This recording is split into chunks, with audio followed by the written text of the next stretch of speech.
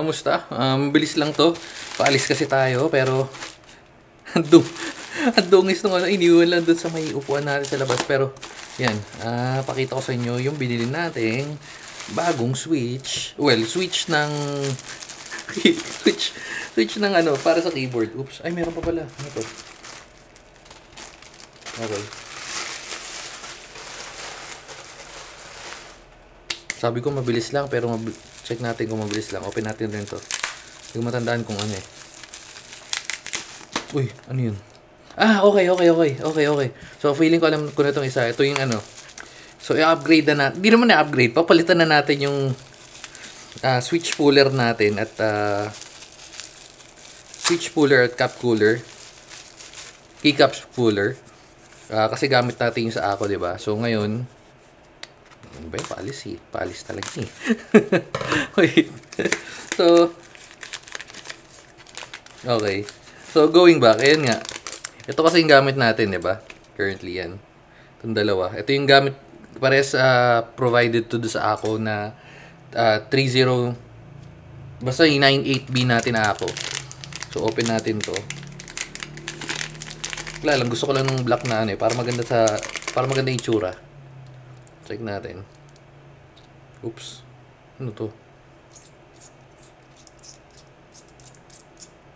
Tama ba? So, parang hirap. Parang nakasarado. Hindi katulad nitong isa. Ito nakabuka na yun. Ito medyo pa. Medyo virgin na siya. Ito. Hindi kakalkalin mo na ng ganyan.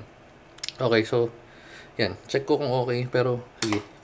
Anyway, so yan yun. And then ito nga yung switch puller.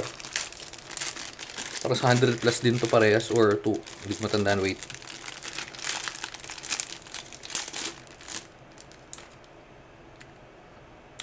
Rubber.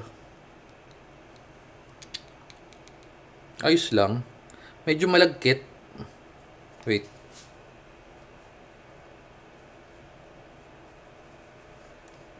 Medyo malagkit pero parang mas okay pa rin yung feel nito kaysa dito. Although ito mas maganda kasi hindi ka mangangawit, pero so yan na yun. At syempre ito na nga yung sinasabi kong mabilis lang dahil bumili tayo ng ilalagay na natin sa Lang 2 natin.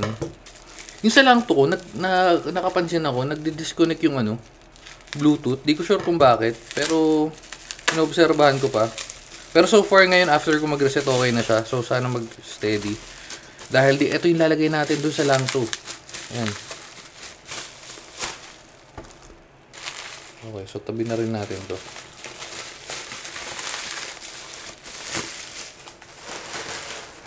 Okay, so yan.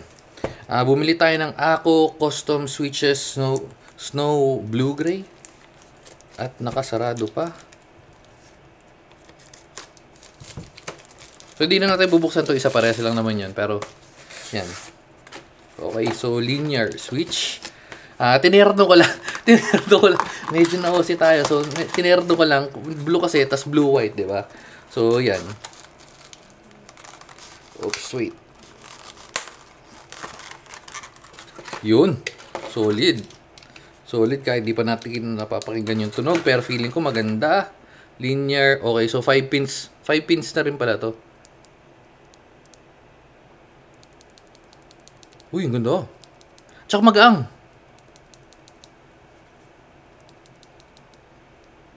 Tahimik. Parang parang yung pink haze. Okay, so yan nilalagay natin. Again, ito. Wait.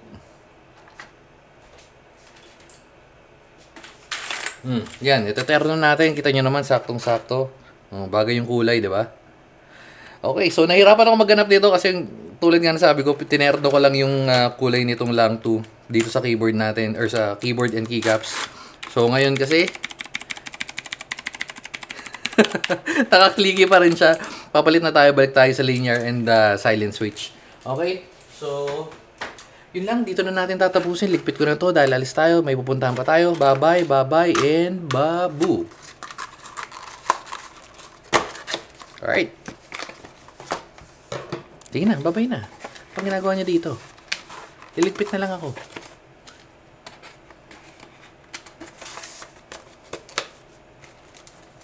Bayo pang umalis. Sige na, babay na. Wala, natatakpan ko na lang po. Oh, yan. Sarado na. Dami na nating switch. Uy, uy. Wala, hindi pa tayo magpapag-giveaway. Hindi, it's not time pa. Ayun, so sige na. Again, ako custom switches, no blue gray. Oh, bye-bye.